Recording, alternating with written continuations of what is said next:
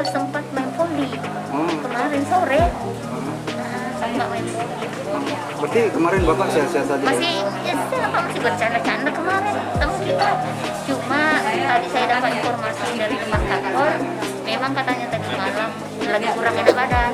Nah, terus tadi anak-anak yang bawa itu tidak dia bawa ketuk-ketuk pintu, tapi nggak ada suara dari dalam Pak, nggak ada reaksinya.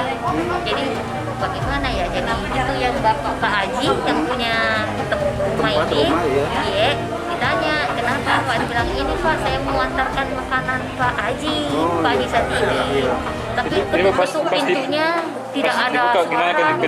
Nah, jadi dibilang oh kita bisa intip lewat belakang, ada katanya jendela belakang ada celahnya sedikit jadi diintip.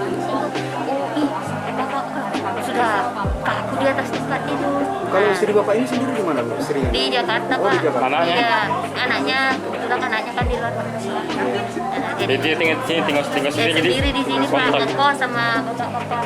Dia kontrak Lainnya, iya kontrak. dengan teman-teman kerjanya semua. Iya.